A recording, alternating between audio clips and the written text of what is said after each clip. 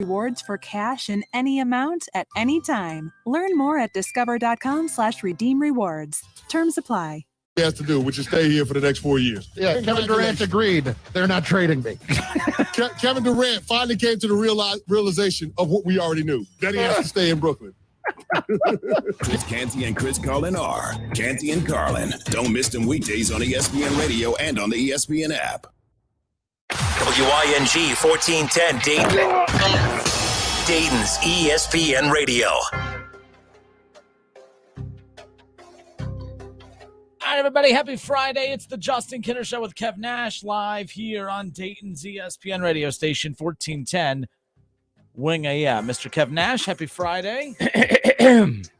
What up, though? It's an exciting Friday because although it doesn't feel like it, the college football season officially kicks off this weekend.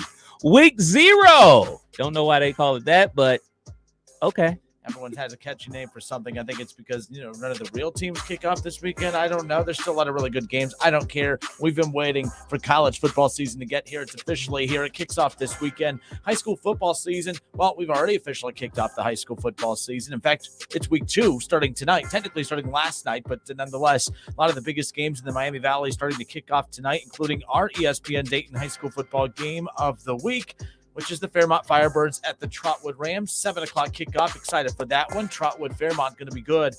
Last week, Trotwood, they had opened up the season with the loss, but of course you're going up against one of the top teams in the state right there, defending state champions. So I guess that loss is a little forgivable. Yes, definitely.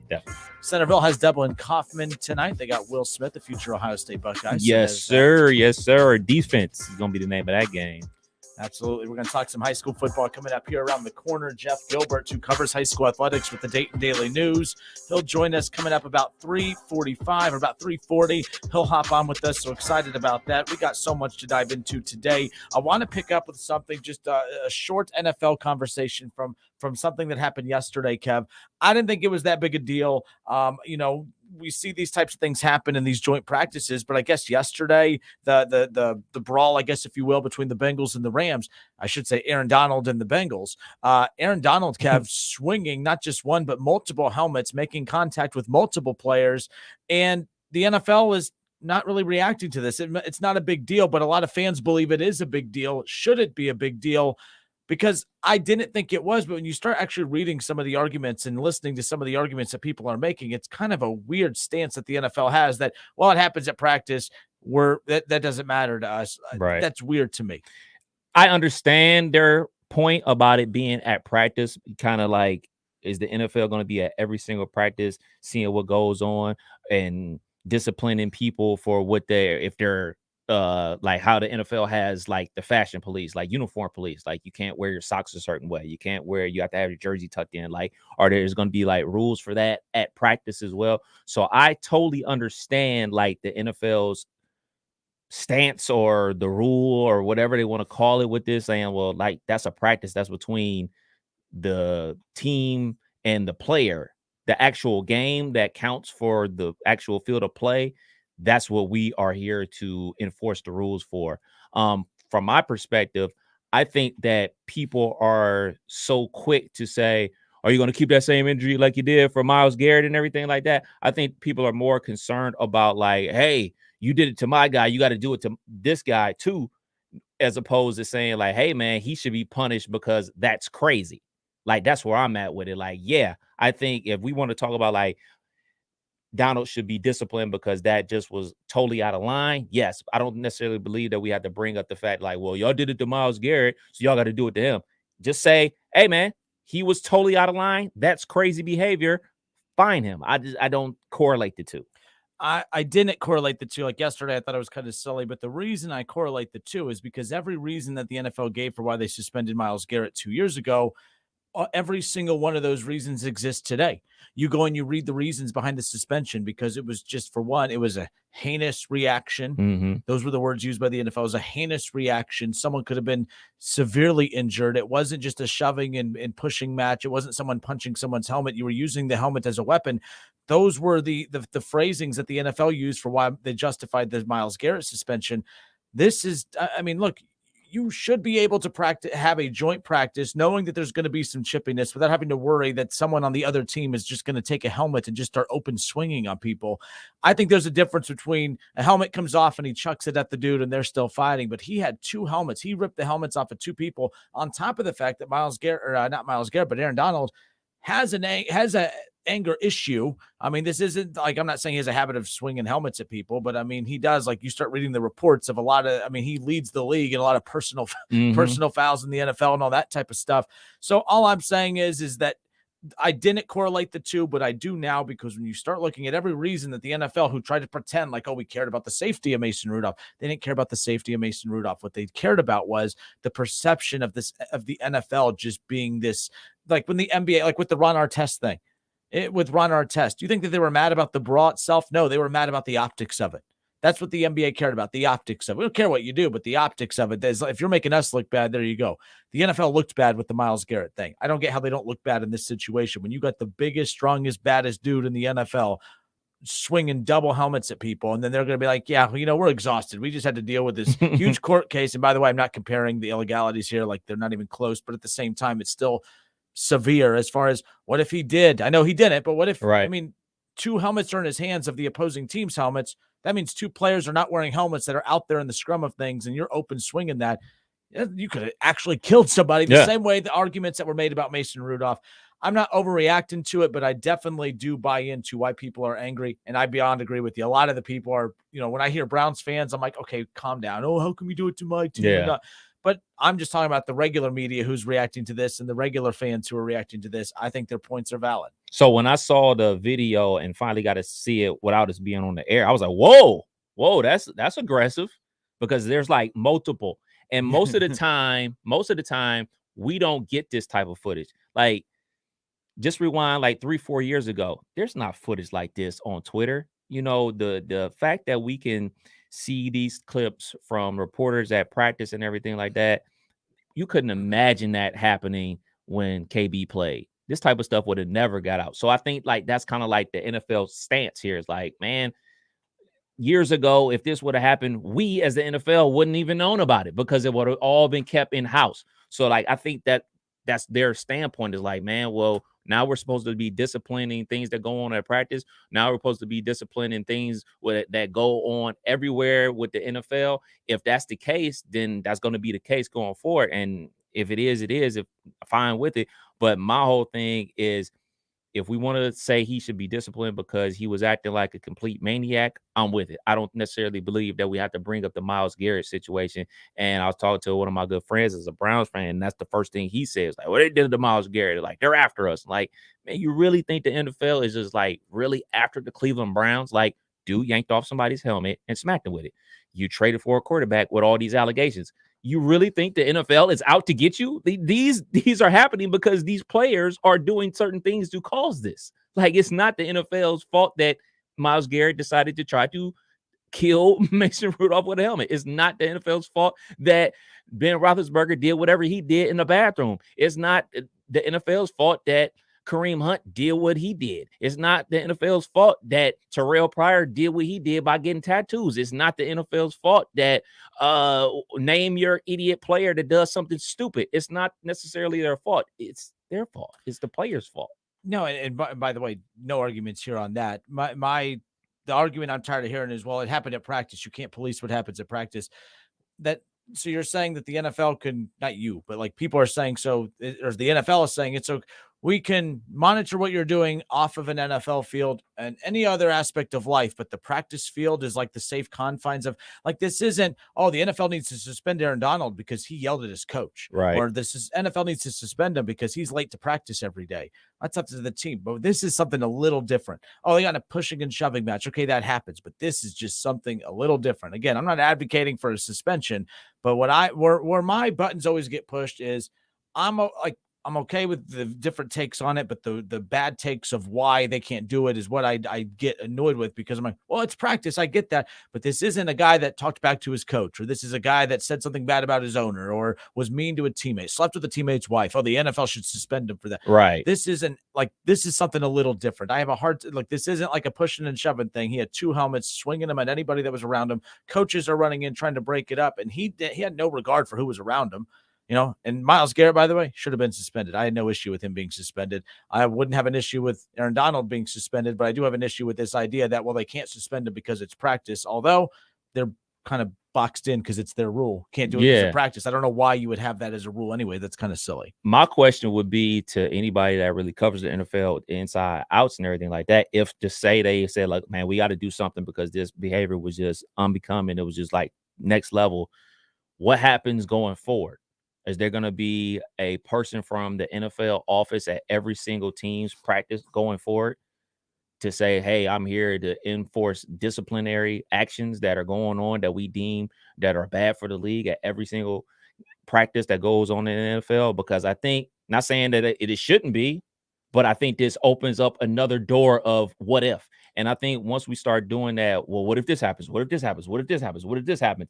You're going to just find ourselves in a whole world that we're just like, we don't even have a game now because everybody's suspended. They're going to have me and you out there lining up a defensive tackle.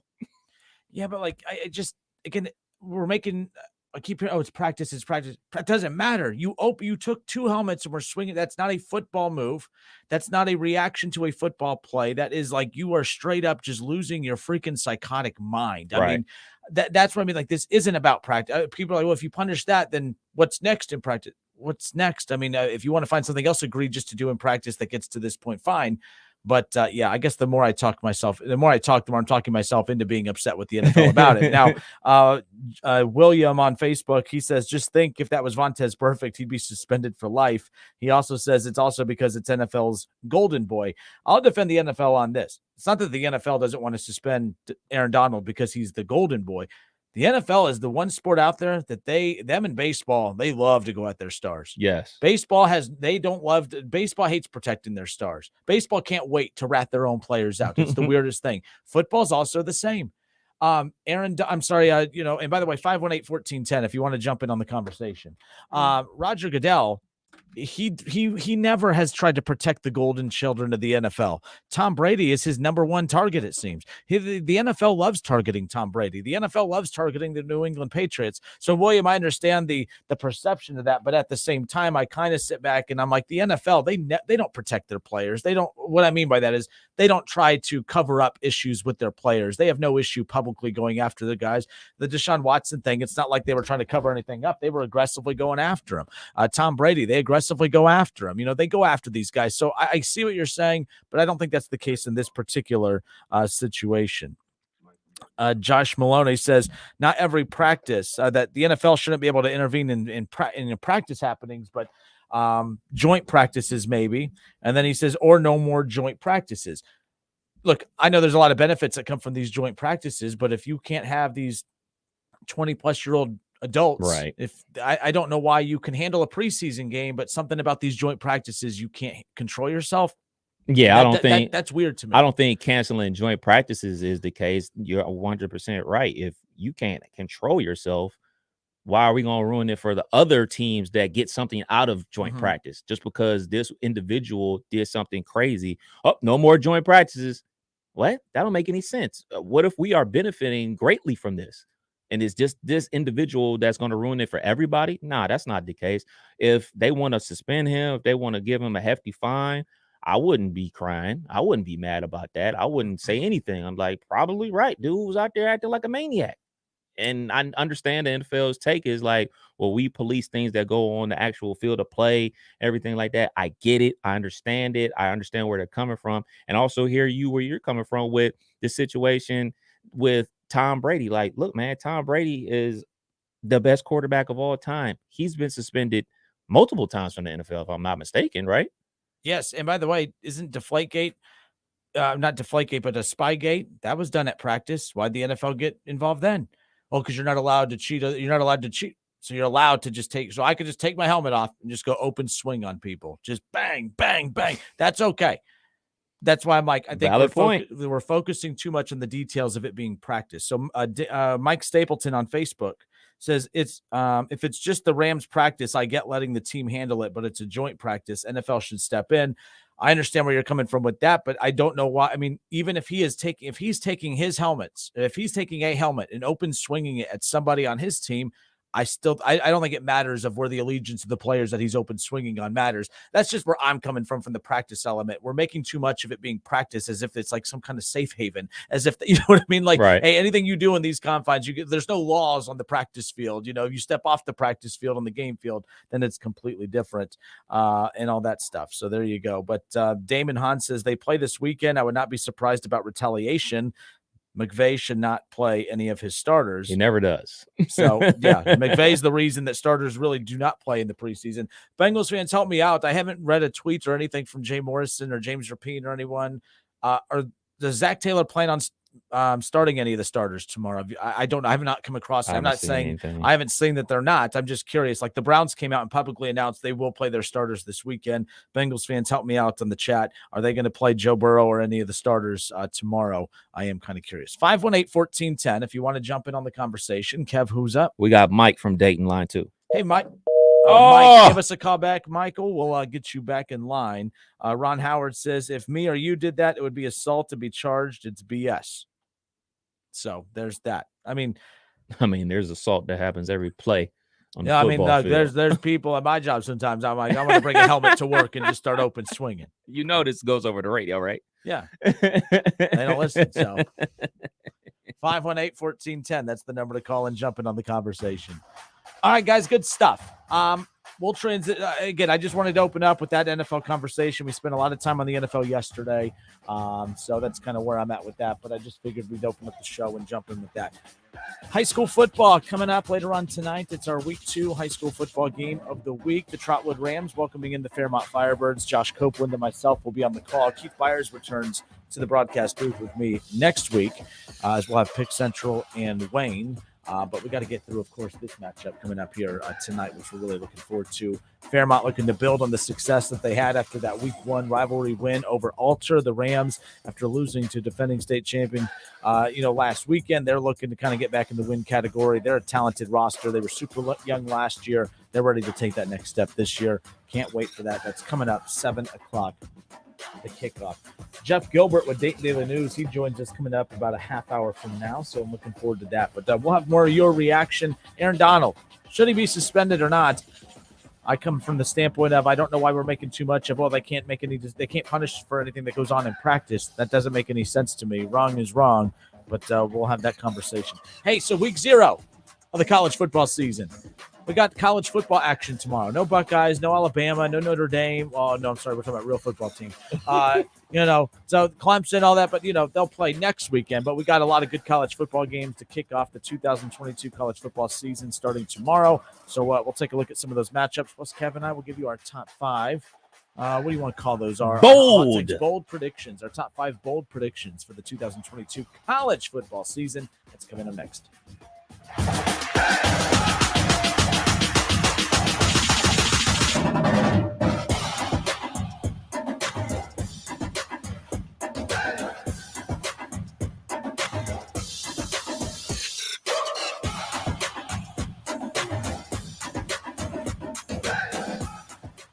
The Justin Kinner Show with Kev Nash. Presented by Brad Mays with Home Experts Realty. Weekdays at 3 p.m. on 1410 ESPN Radio.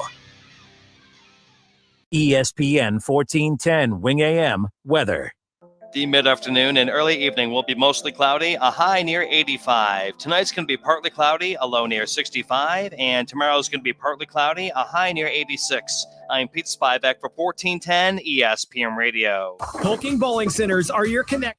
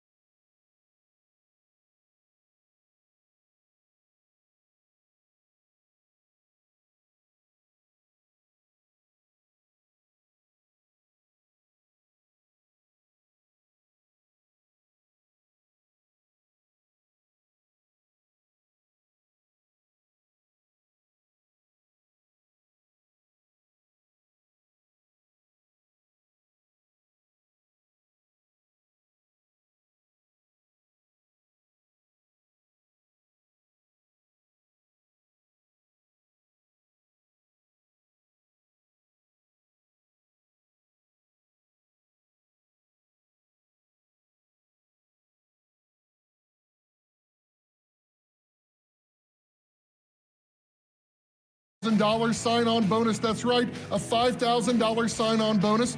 Home daily, dedicated lanes, and no-touch freight.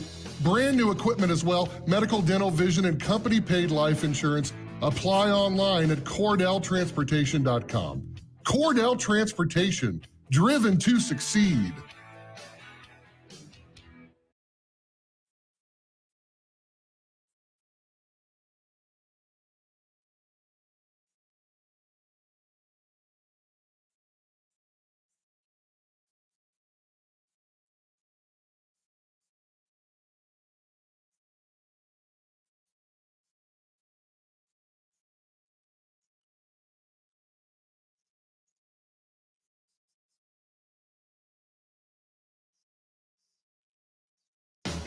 Hey, here to tell you about my friends at Cordell Transportation. They're now hiring Class A CDL drivers and offering a $5,000 sign-on bonus. That's right, a $5,000 sign-on bonus.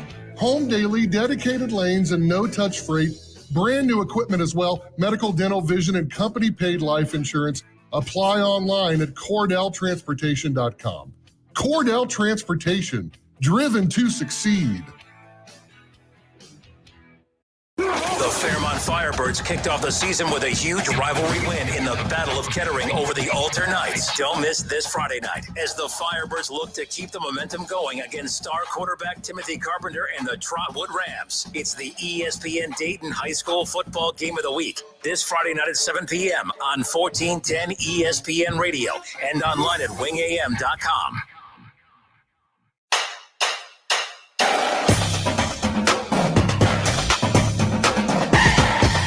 Justin Kinner, Kev Nash back with you here on 1410 ESPN Radio. 518-1410, 518-1410.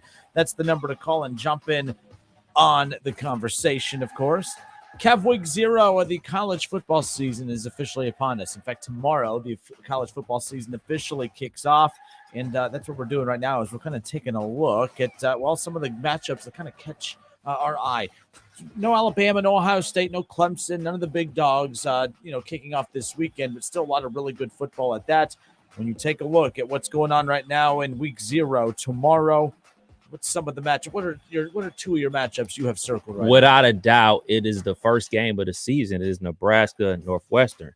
That is a huge game for anybody out there that is a Cornhuskers fan. Look, they brought back one of their alums, one of their quarterbacks, Scott Frost, to lead them back to glory. He's been there some time. He's been under a lot of pressure. There's been a lot of things going on about how he's running practices. They got in trouble last year for how he was running practice and everything like that. They've hit the transfer portal heavy. They have to win big this year. And I'm not talking like, go to the college football playoff, but they got to at least get to 9 wins for him to keep his job there. So that is a huge game. I mean, it's the first game of the season, obviously, but they're playing Northwestern, and to get to where they want to be, they're going to have to win that Big Ten West, and that's a Big Ten West opponent in Northwestern. So this is a huge game to kick the season off. The second game on my radar, and it's not just because it's my second favorite college football team, is Florida State playing Duquesne. Now, everybody's going to say, well, shoot, it's Florida State playing Duquesne. Well, check their records for Florida State over the last 4 or 5 years. They've been absolutely horrible. But I think this is a huge advantage for them to play a week 0 game versus a cupcake opponent before they play LSU in week 1 of the season. LSU doesn't have a quote-unquote tune-up game. They go right into it. So if Florida State is to get back on track, obviously they have to win this game, but they have to win it in convincing fashion. And I'll be very interested to see how they look. You can't just win 35-10. I want to see you look good and win 35-10. It'd be 35-0 first quarter or something like that. But you got to win and look good and take advantage of this opportunity that you're going to get a chance to go out there and play a game before your opponent plays a game the following week. So those are the 2 games I'm definitely looking in. Yeah, last year Florida State opened up the season against Notre Dame, and great game. I remember being at Ultrafest watching that. I mean, everyone, a lot of Notre Dame fans at Ultrafest, and everyone all gathered around, and that was one of the best games. I mean, that was a heck of a game. Yeah, it was very exciting back and forth. Of course, great atmosphere to kick it off. A less exciting game for Florida State, but that's actually a good thing, as you talked about there. But no, without a shadow of a doubt, the most intriguing game of the weekend is that obviously the only Big Ten game. Well, they're not the only. It's the only Big Ten matchup, I should say, of of the weekend. Northwestern welcoming in Nebraska. Nebraska, all eyes are going to be on this program because right now, Scott Frost, he doesn't have a lot of friends right now. I think everyone's anticipating this could potentially, well, this is not potentially. This is his make or break year. And I don't know how much success he has to have to be able to keep his job, but I do feel like if he's not competing for a Big Ten title, if he's eliminated from Big Ten title contention before we even get into October, I think that his job is as good as done. So that's kind of why I'm thinking like this is such an important game, not less about who the opponent is and just more about making sure you kick off the season on the right foot and making sure that they kind of look impressive. Again, Northwestern, it's not an easy place to play, of course, nonetheless, but it is a 12:30 kick. But it's in Dublin, Ireland. So, oh, shoot, that's right. Yeah. This is the one at Aviva Stadium or whatever that is.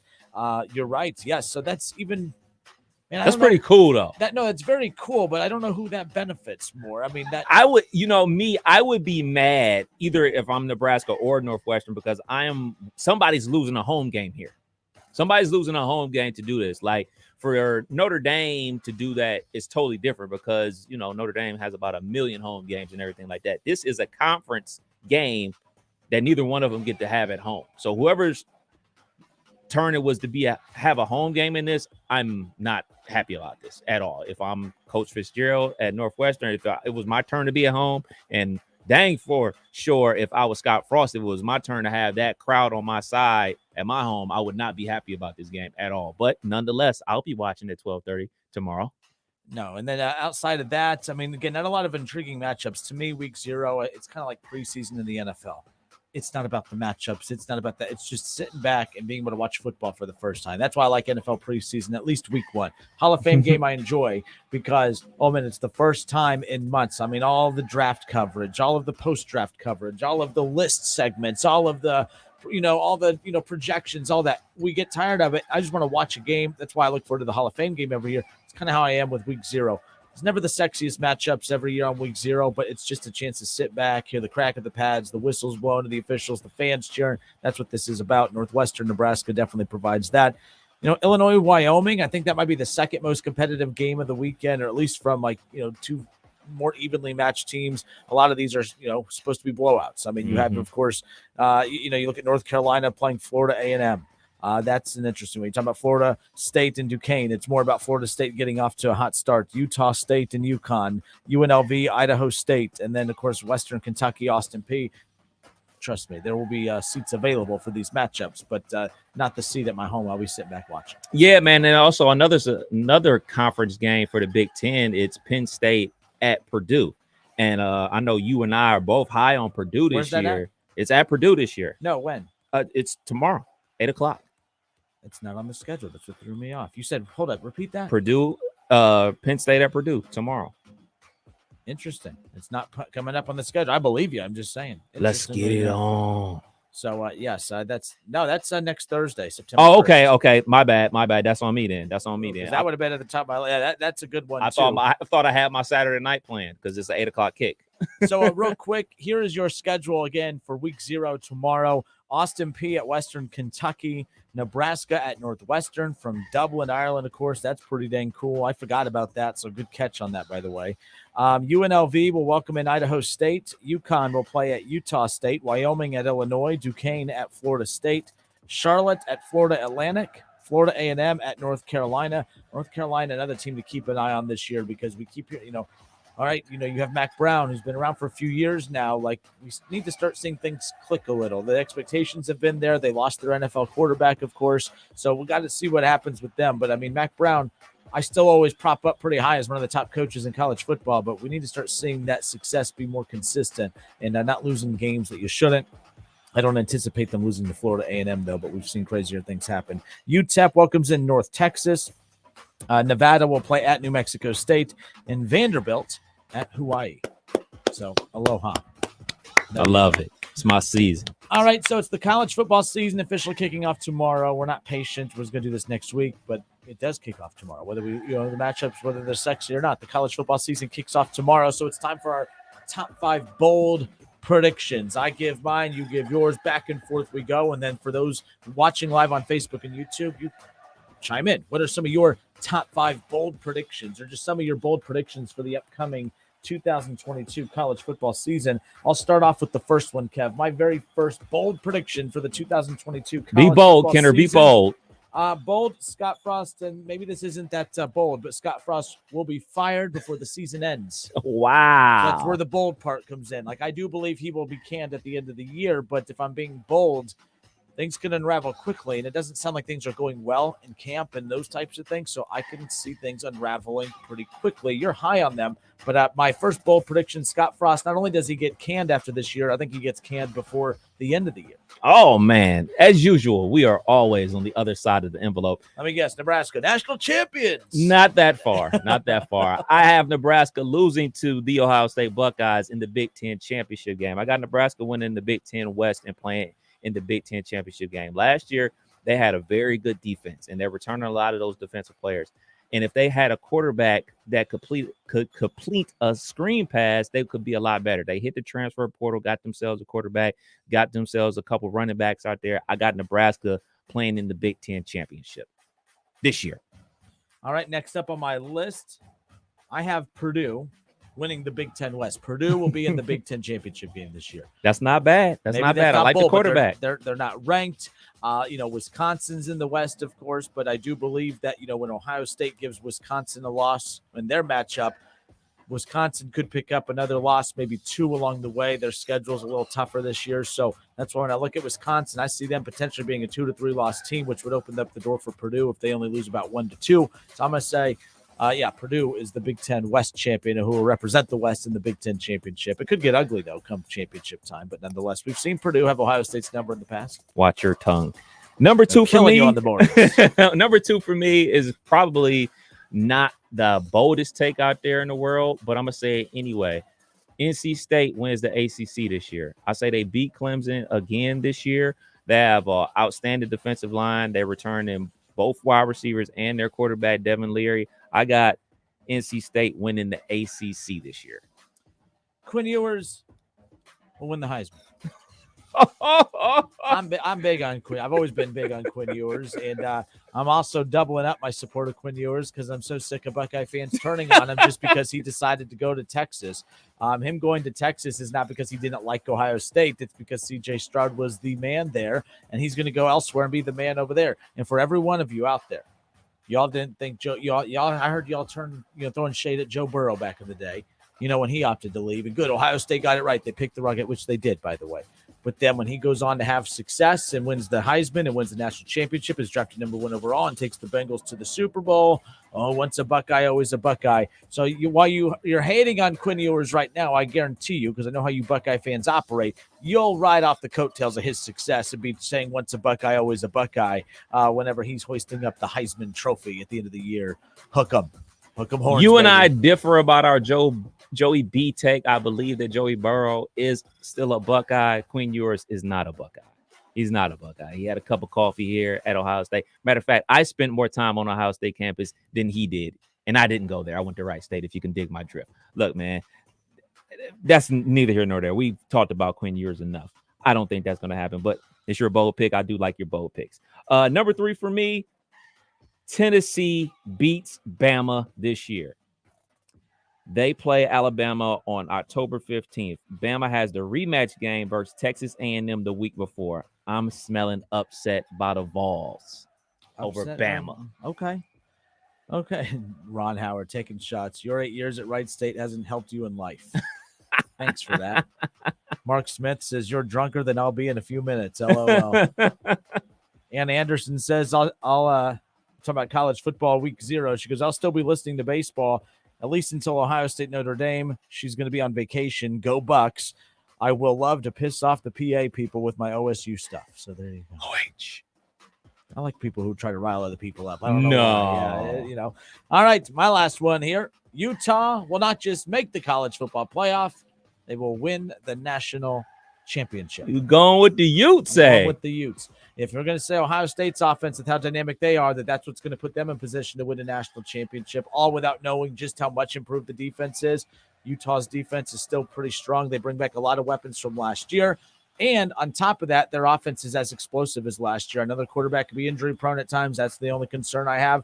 But for every reason, obviously, Ohio State, their quarterback slightly better, weapons slightly better, not slightly better enough. And as long as Ohio State's defense is still bad, and until I see it otherwise, I can't sit there and say that they are for sure that much better than Utah. Utah, I think, because of all the experience and playing in an easier conference, they're going to get to the college football playoff, although it is the Pac-12 is better than what it's been in quite some time.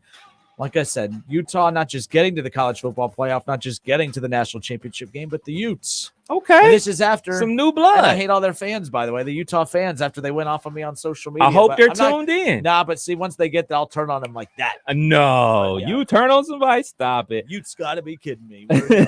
Another one for me is my beloved Florida State Seminoles will end the season as a top 25 team. They will be ranked in the top 25 for the first time since 2016 by season's end. That's a very bold prediction considering that they play LSU and also they play Clemson and they also play Florida. They always have a crazy schedule, but I believe the Noles will be back ranked in the top 25. Not saying top 10, not saying top 5, top 25. So that means 25, 21, somewhere around there. Man, Brian Coleman, Bama Brian, coming in hot for Kev Nash. Bring it on. He's saying, you know something, brother. What's up, brother? He says Tennessee beating Alabama. Kev, you are clueless. Kev, get the shit. These are top 5 bold predictions. These are bold predictions. Bold predictions. I could just go and just say the same thing that everybody else and their mom is saying. Let's be bold. What do you see out there? Does not just be vanilla here. Let's be bold. I'm a college football fanatic. I love college football. I don't just watch my team. I watch all the games, and I read about all these teams, and I see a path where Tennessee could beat Alabama. Nobody thought that mighty Alabama could fall to Texas A&M last year. What happened? They lost. It happens. It's football. To be fair, Texas A&M is good. Tennessee is Tennessee. Tennessee is all right, man. Hendon Hooker. Be on the lookout. Be on the lookout. I have a bonus. I have a bonus one. Let's go with the bonus one. All right, bonus. Are my Michigan boards, by the way? Are my Michigan folks listening? No, Shaw has it on DVR. He'll listen to it. Okay, well, Shaw, this one's for you, baby. JJ McCarthy will be a mid-season transfer from the University of Michigan. Their quarterback, McNamara, will have a very, very good season, and there will be no reason for them to try to pull the old switcheroo of the quarterbacks. And JJ is going to chuck the deuces. He's going to chuck the deuces midway through the season. And there it is. The Let's be 2022 bold predictions for the upcoming college football season.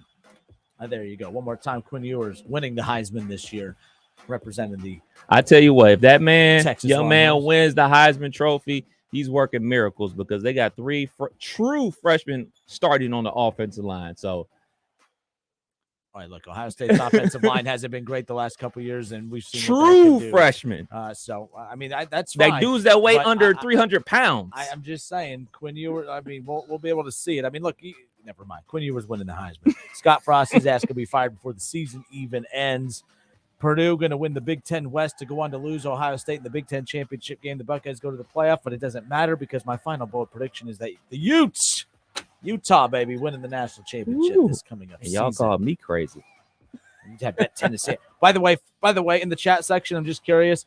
Utah winning the national championship or Tennessee beating Alabama, which of those takes is bolder? Which one of those takes is crazier? Which one of those takes is more laughable than the other? No, you picked the one you picked the Tennessee one. You picked the Utah one which actually could happen. You didn't pull out your little doozy out there about your boy Quinn Ewers, did you? I don't think that the number 1 quarterback in the class of 2022. I'm not saying he can't win the Heisman in his career. I'm saying he's not going to win the Heisman this year.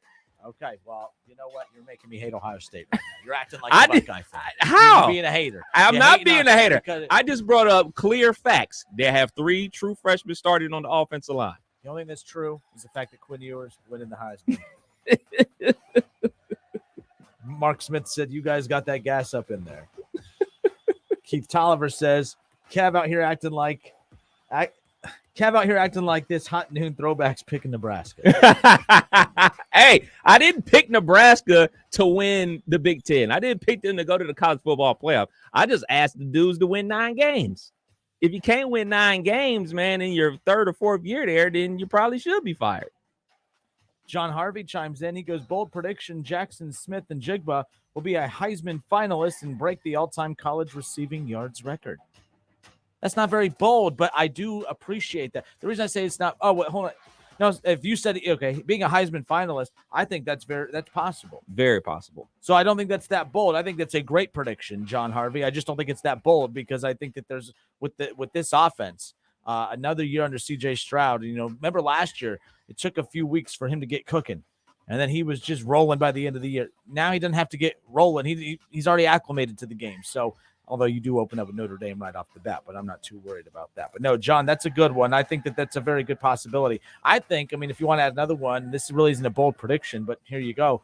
I think we'll have at least 2 Buckeyes in the Heisman finalist conversation because I think they're all going to play off one another, whether it is in Jigba and in C.J. Stroud or Hendrickson, the running back, of course, and C.J. Stroud. I think C.J. Stroud's definitely going to be a Heisman finalist, barring any kind of injury. Don't even put bubble that out wrap. there. But C.J. Stroud and at least one other Buckeye on the offensive side of the ball. Definitely not the defensive side of the ball. It would be nice if somebody from the defensive side of the ball was having a great season that they could beat up there in New York. Is there any Buckeye defenders that transferred that we could take credit for, that like we do with the offensive guys? Tanner McAllister transferred from Oklahoma State, starting at the nickel position. Knows the defense. Mike Nympher on Facebook says, hot take, Bama will beat Texas this year, and Saban will now be 3-0 all-time in non-conference games. Mike, we got to come up with an understanding of what a hot take is. Yeah. Alabama beating Texas is not that much. That's not a hot take, dude. I'm just saying, that's a good take. I think as cold as this studio is. If you're saying hot, cold, or good, that's a good take. That's a very good take. That's not a hot take. A hot take is Texas beating Alabama. Very. That's a hot take. A cool take, what's a cool take? No, it's either a hot take or a good take or a bad take. How about that? I mean, let's just be real. That's a good take, Mike. I just don't think it's a hot take. So give yourself some credit. So this is why everyone's like, oh, Kinner with hot takes. See, this is proof. Half y'all don't even understand what a hot take is. A hot take is Quinn Ewers is going to win the Heisman this year. That's a hot take. And a dumb take is Tennessee going to beat Alabama. Right? Am I right, Brahma Brian? Am I right? Holy moly. All right, guys, good stuff. We'll be right back. Coming up here, top of the hour, we're going to talk with, of course, with Jeff Gilbert from the Dayton Daily News. He covers high school athletics here in the Miami Valley, including high school football. So we'll chat with him. He'll give us the top 3 high school football matchups in the Miami Valley to keep an eye on, and an ear out for, of course. And that includes tonight's Week 2 high school football game of the week, which myself and Josh Copeland will be on the call at 7 o'clock live from Trotwood as the Rams welcome in the Fairmont Firebirds. Trotwood looking for their first win of the season. Fairmont looking to improve to 2-0. It's going to be a good one here as we are rolling now in the high school football season. Real quick before we send it off to the old pause in the action, the commercial break, Nick on Facebook says, bold prediction, Ohio State will have a top 10 defense. You play a bunch of bum offenses in the Big Ten. I would hope you could have a top 10 defense until that defense gets exposed come playoff time when y'all play real offense. Y'all see that? He said y'all. He didn't say we or us. He said y'all. He turning our back. He turning his back on the Buckeyes. Oh, Mike, good call. He goes, where's Keith Byers? He goes, Mike says it's a joke against Saban only playing 2 non-conference. Yeah, see, I didn't read. I got caught up on the bold prediction that Bama would beat Texas, but the shot in that came that, of course, he'd be 3-0 all time in non-conference games because, he never plays these true non-conference games. So there you go. Scott Campbell, he says, let's go Firebirds. Yes, Firebird fans, Trotwood fans. Big one tonight. The Firebirds, the Rams, right here on 1410 ESPN Radio. More of the Justin Kinner Show with Kev Nash when we come back.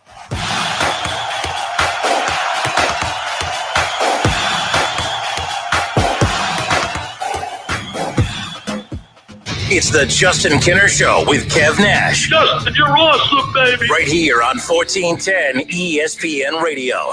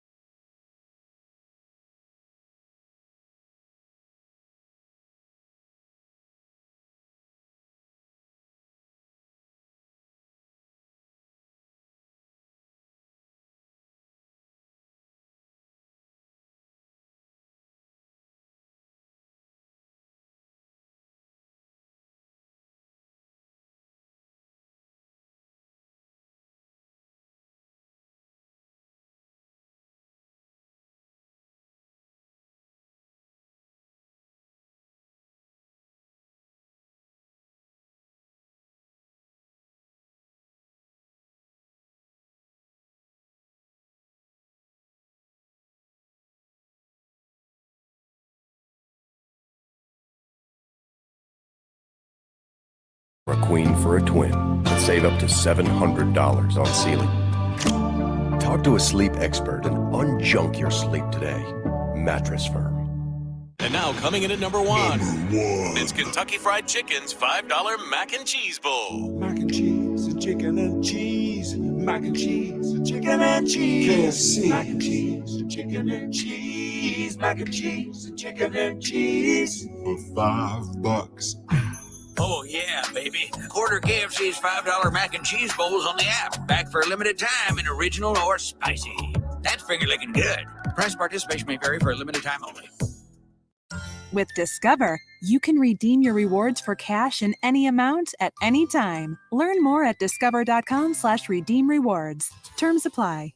Hey everybody, it's Stephen A. Smith, and everyone knows my feelings on Cowboys fans. But really, Justin Kenner, you're a Cowboys fan and a Browns fan? Good Lord have mercy. I don't know what the hell to do with y'all. I really don't. It's the Justin Kenner Show with Kev Nash. Weekdays from 3 to 6 p.m. on 1410 ESPN Radio.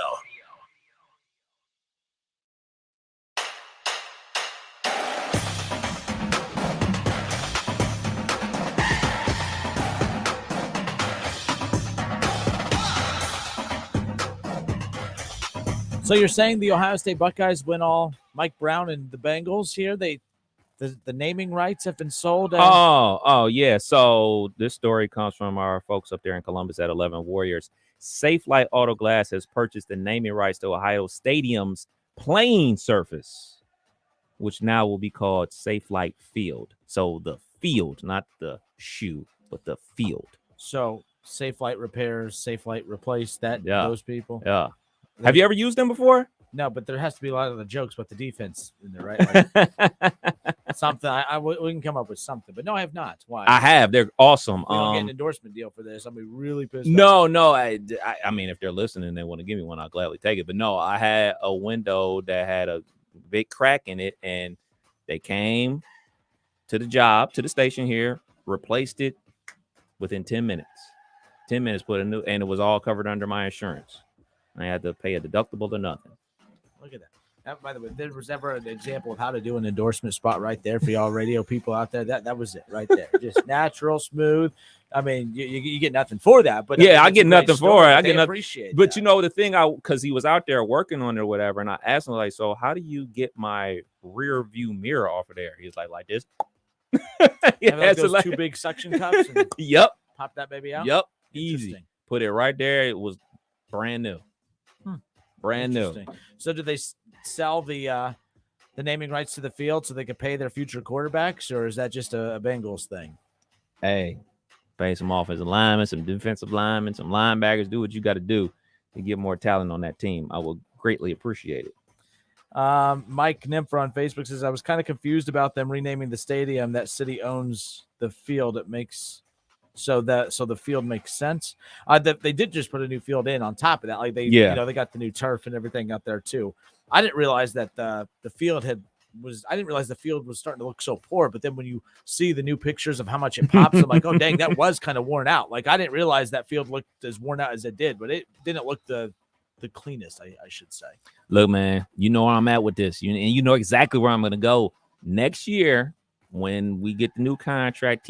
When they get the new TV contract and everything like that, and they get that first check for like, I don't know, $50 million, however much it is, bathrooms with stalls, seat backs, and I don't want to hear nothing about a new field ever again. Should be a new field every year after all that money they got coming up in there. Look, the big thing that the shoe did a few years ago that I was happy about, when you buy your drink now, you just buy a cup, and then you go up and you can get as many refills as you want. Yeah, that was key, because I think the last game I haven't been to. No, I went to the Akron game. Who did they play under the lights last year? It was either Akron or I believe. I think it was Akron. Yeah, Akron scored first for a while. It was yes. I got to go back in my phone. It was the craziest picture. Akron leading 7-0 over the Buckeyes at the shoe deep into the first quarter, and then it was a blood. I think Kyle McCord started that game too. Yes, sir. But the very first game I'd gone to since they made that change was that Florida Atlantic game a while back. And I just remember that it was one of those where they gave you the cup and you just got to go back, but it was hot as hell. So just being able to go and just continue to fill ice in that baby, that was a huge deal. Drink up. I didn't even get alcoholic beverage that day. I was about to say, have I been to the shoe since they started selling alcohol? I don't think I have. I drank alcohol there last year. I didn't go to a game last year. I haven't been to a game. Man, I haven't been to a game in like 3 years. In the chat section, what's the last Buckeye game? You're good. What's the last Buckeye game y'all went to? For me, it was Akron. What was the last Buckeye game you went to? I can't remember. I got to look at the schedule. It's been a minute. It was before COVID. So you talk to your bosses about giving you some time off on the weekend to go enjoy the game. Actually, no, because you're working with me next weekend. Exactly. You're working with me for a few weekends. You ain't going to any game coming up. Shayla, the wife, she asked me if I was going to go to the Bengals Steelers game since it's in Cincinnati and it's week 1. And I thought about it. I'm thinking about it. You buy me a ticket to that Bengals Steelers game. I'll go with you. I'll buy a Steelers jersey. I will be there specifically to cheer on one of your 3 freaking quarterbacks. We'll be right back. It's the Justin Kinder Show with Kev Nash. High school football coverage next.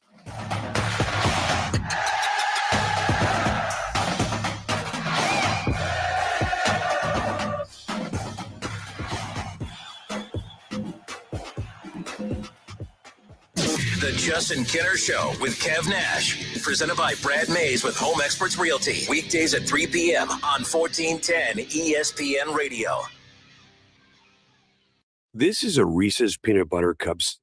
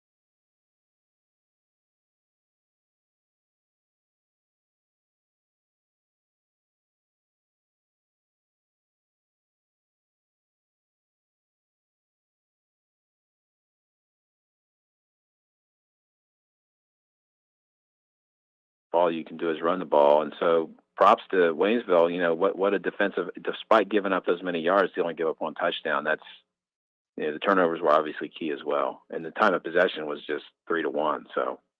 Yeah, that's one thing we always talk about when we call a Fairmont game is, you know, their style of play isn't the most aesthetically pleasing, but when they jump on you, they're going to eat that clock, and they're going to be able to kind of get away with some wins against teams that might have a more explosive offense. But when they trail, it's very difficult to come back with that style of play. Jeff Gilbert with us, covers high school athletics here in the Miami Valley for the Dayton Daily News. Let's transition to this week 2. A lot of big games in the Miami Valley. I know you've talked about a couple of those, but what are the 3 matchups that you are most intrigued by here as we kick off week 2 tonight? I think the most intriguing thing actually happens tomorrow, and that's when Springfield gets to play their first game. You know, they tried to go up to St. Ignatius last week and play on Saturday night, and the lightning never stopped. The rain stopped, but the lightning never did, and so they didn't get to play that game. And so they didn't have a game this week scheduled. They hadn't been able to get somebody. Somebody had dropped them this week. I think it was one of the Pickerington schools had dropped them.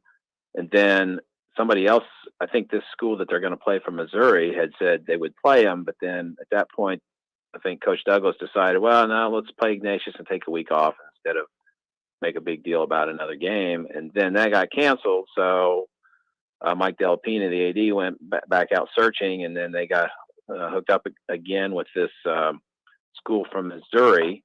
It's a DeSmet Jesuit from St. Louis, actually.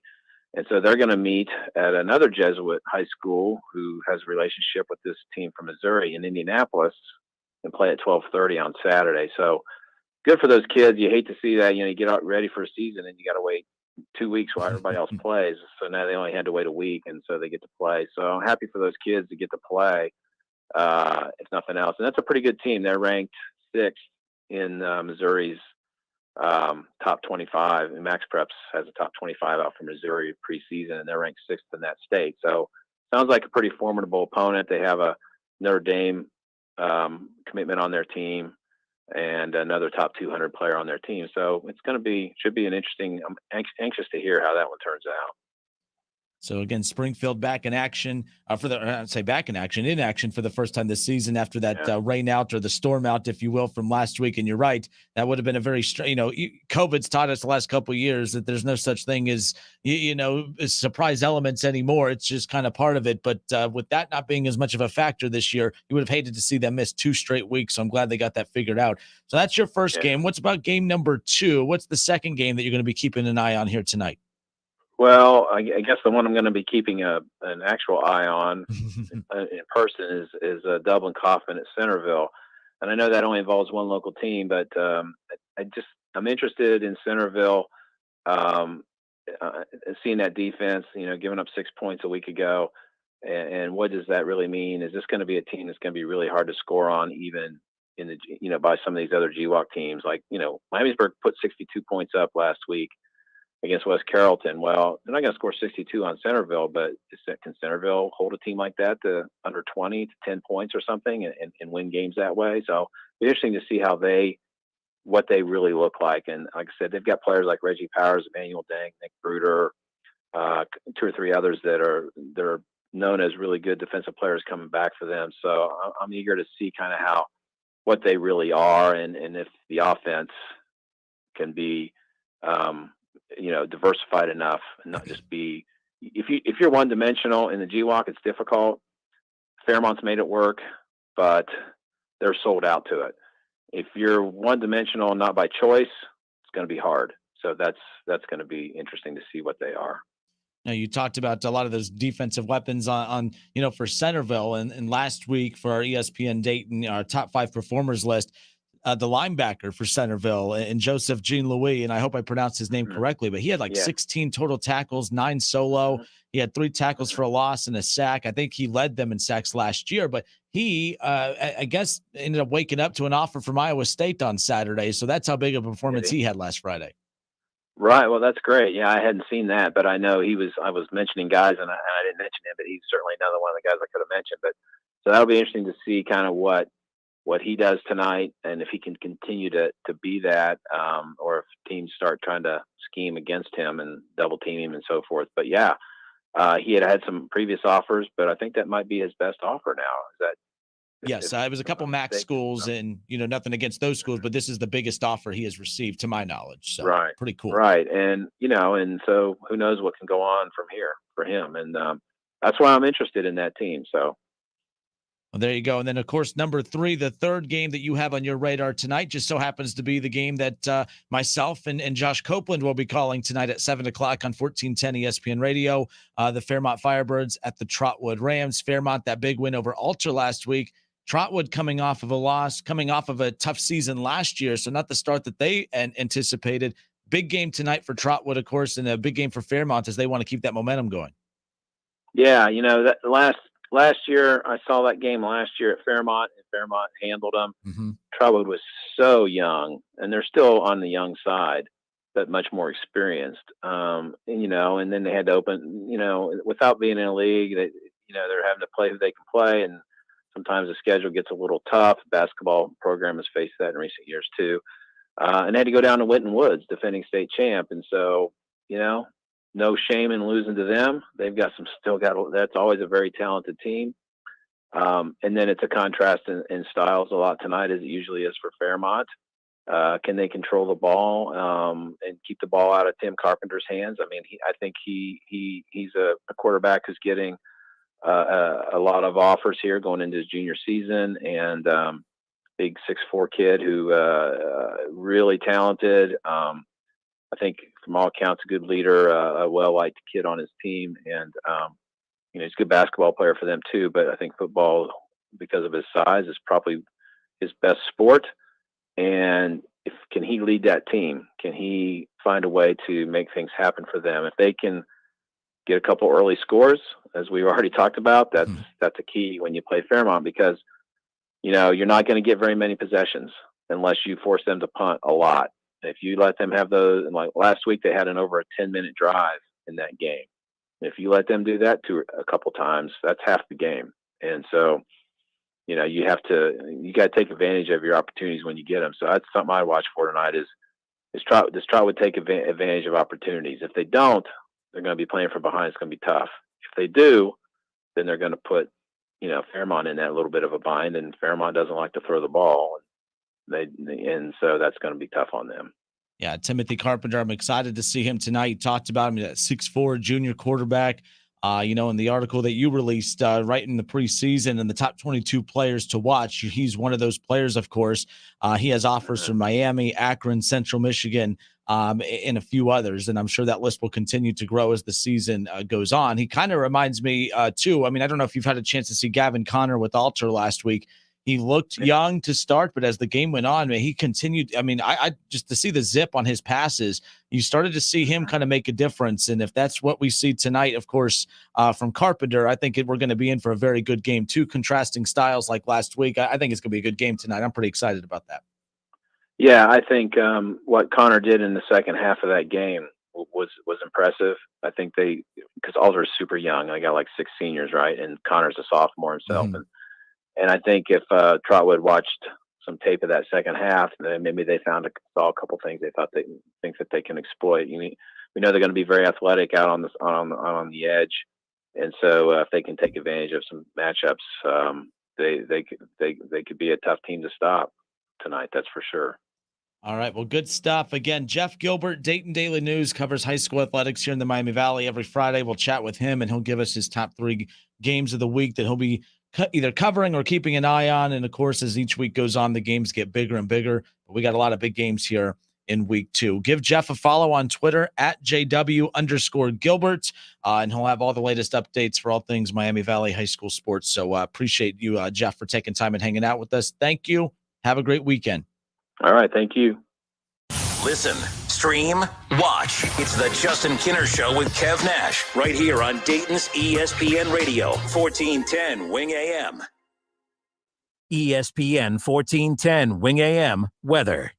The mid-afternoon and early evening will be mostly cloudy, a high near 85. Tonight's going to be partly cloudy, a low near 65. And tomorrow's going to be partly cloudy, a high near 86. I'm Pete Spivak for 1410 ESPN Radio. The Labor Day event from Dell Technologies is here. End the summer strong by starting up a new season of productivity. Your business upgrade begins with up to 48% off top-rated laptops, like Vostro, taking performance to the next level with 12th Gen Intel Core processors. It's time to push your growing business even further. What's next for you?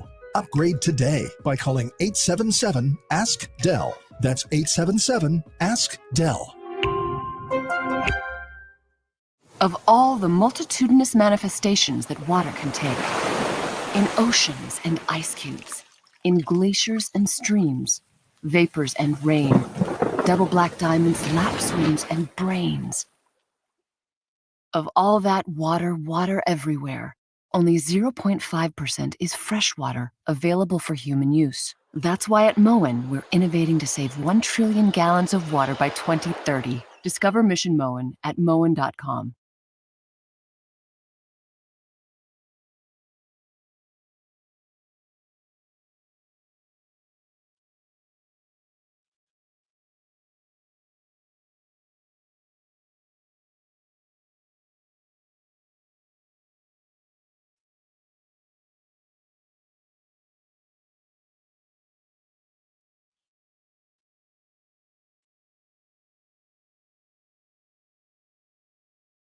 It's time to get jazzy. The 2022 Eichelberger concert season at the Levitt Pavilion in downtown Dayton continues this weekend with 3 free concerts, including local favorites Next Level. All concerts at the Levitt Dayton are family-friendly and open to the public. No ticket needed. Grab your cooler and lawn chair and we'll see you on the CareSource lawn at the Levitt Pavilion Dayton. View the entire lineup at levittdayton.org.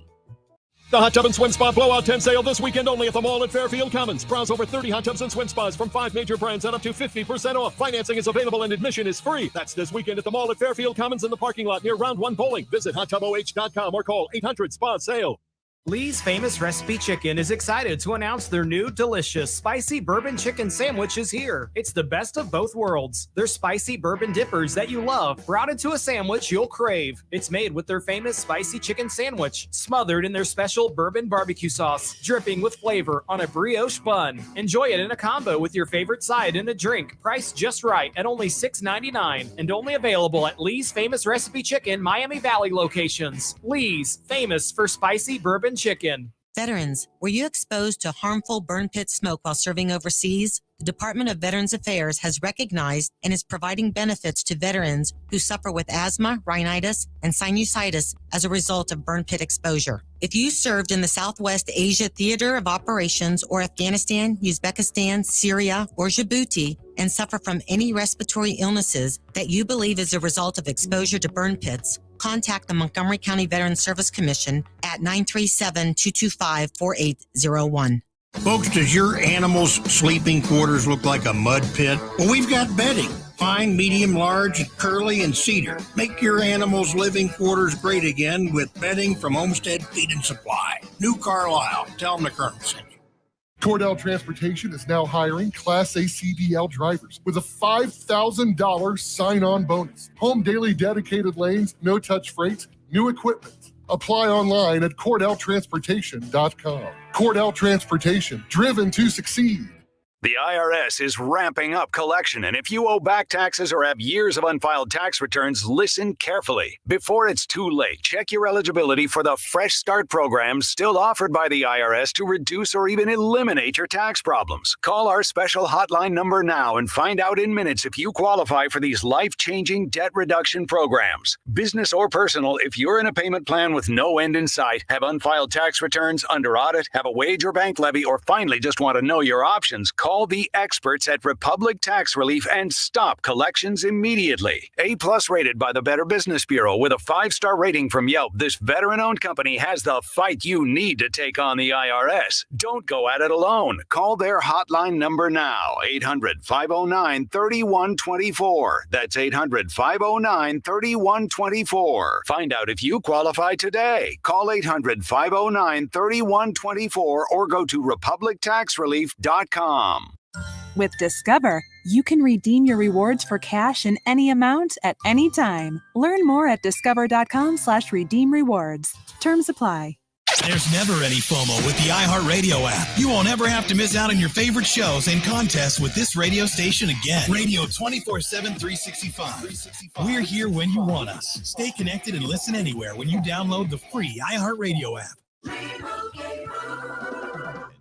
Chances are you're jamming in your car right now. And since Liberty Mutual customizes car insurance so you only pay for what you need, Limu and I are going to show you some safe car dance moves. Hit it. Everybody, check your blind spots real quick. Now hands on the wheel. Put them 10 and 2 and move your head like a bird do. Only pay for what you need at libertymutual.com. Liberty, liberty, liberty, liberty.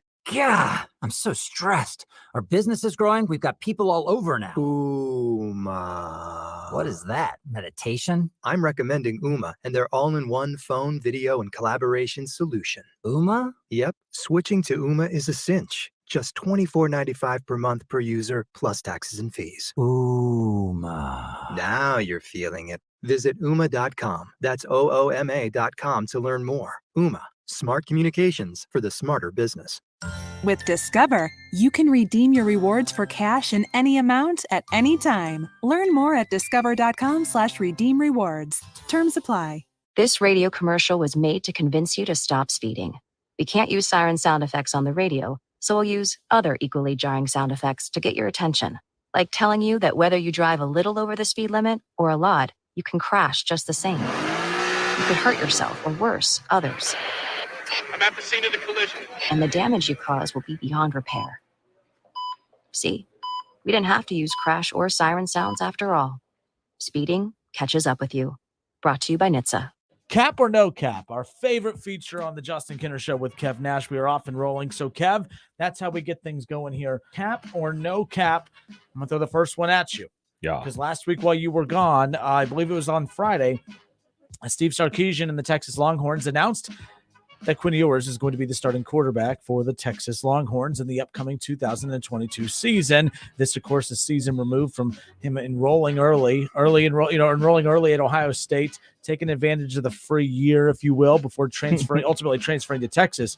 But cap or no cap, Texas Longhorns quarterback Quinn Ewers will be a Heisman finalist this season. Cap. They win a max of 7 games this year. Damn. Max of 7 games this year. Cap. Big cap. Enormous cap. Large cap. Sun cap. That's biggest cap out there. But the team went 7 games. But what is about Quinn that you just do not buy? No. I'm not saying I don't buy into him. I'm just saying that the Heisman Trophy basically isn't about, like, all right, the most outstanding player in the country. It's about the quarterback on the number 1 team in the country, the quarterback that's leading his team into the college football playoff. They won't be sniffing a playoff. They'll be barely sniffing a bowl. He'll play good, but he won't be in New York. So at this point right now, Texas's schedule is a very, very strong schedule. And I say strong in a good way, a favorable way towards not just Quinn Ewers being in position to have a great season, but the Longhorns have a great season. They open up against Louisiana, Monroe, whatever. But you have the number 1 team in the country in week 2 in Alabama. I say that right now, I have no reason to believe that he is not going to be an elite quarterback at the college football level, mainly because you look at the likes of a C.J. Stroud, you look at the likes of a Justin Fields, you look at the likes of a Bryce Young and a Trevor Lawrence, and you go down the list of all the elite Tua Tagovailoa, all the great quarterbacks that have come in.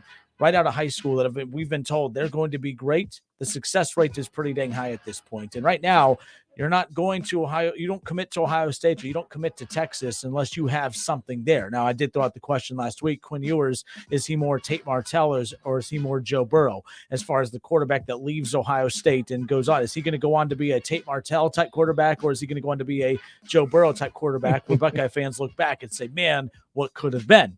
So with that being said, I'm going to say no cap. I think that he does have a shot to be a Heisman finalist when it's all said and done. He has a chance. I mean, if he goes up, they don't even have to beat Alabama, Kev. If Texas, they take care of Louisiana Monroe, fine. They blow out, they lose to Alabama. They don't have to beat Alabama. They have to not get blown out by Alabama. But if he has a good showing against one of the best defenses in the country, Texas goes on to lose, but then they go on to win out and include wins over Oklahoma, who, they'll have a chance against, of course, and Baylor won't be the next tough opponent that they have. The Big 12 is not elite this upcoming season. Outside of Oklahoma, Baylor, it's your typical teams there. I just feel like things are different. They have the number one running back in the country. Mm-hmm. They have NFL wide receivers or a NFL wide receiver. They had two. They had two. That's why I said, yeah.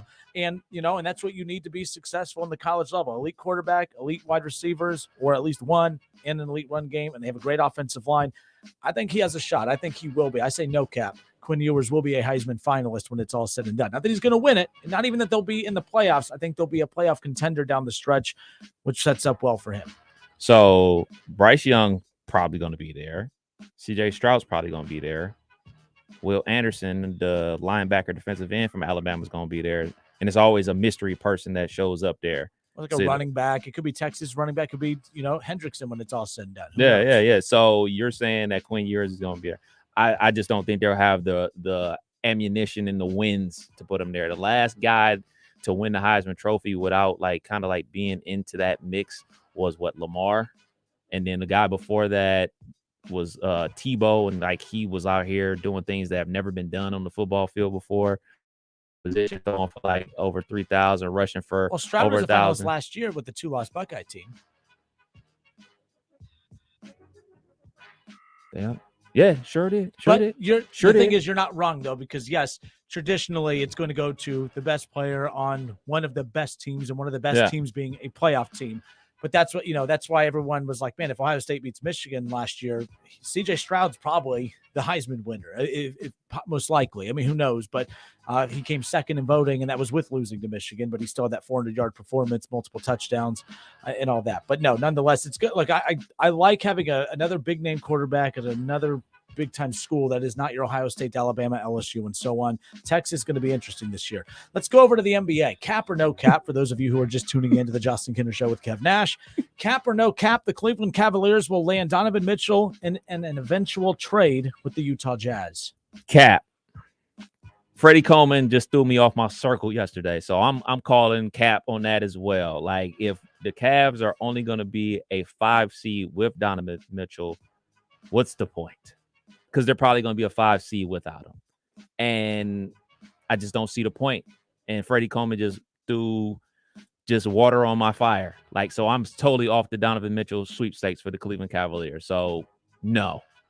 So I'm calling cap.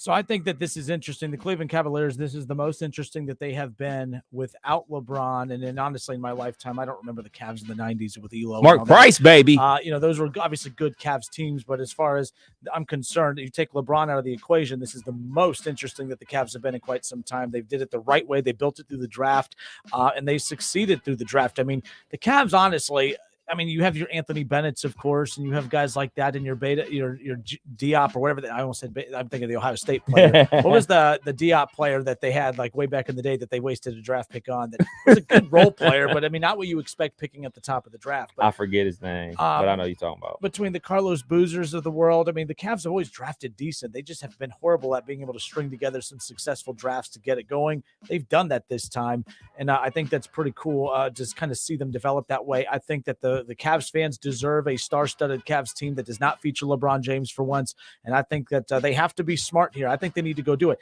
I know what Freddie Coleman was trying to say yesterday that, you're not going to win a championship with your best player being Donovan Mitchell, but I'm not convinced that he would be their best player big picture. You don't trade for Donovan Mitchell just for this upcoming season. Right. You trade for him to be your star of the next 4 or 5 years alongside Garland, who's also your star of the next 4 or 5 years. And then, Mobley. I think Mobley has the chance to be the best player of all of them. So all the concerns Freddie Coleman had on the show with us yesterday, I think all that goes out the window when you got Mobley to contend with the likes of all the big guys that are in the NBA right now. So I say no cap. Right?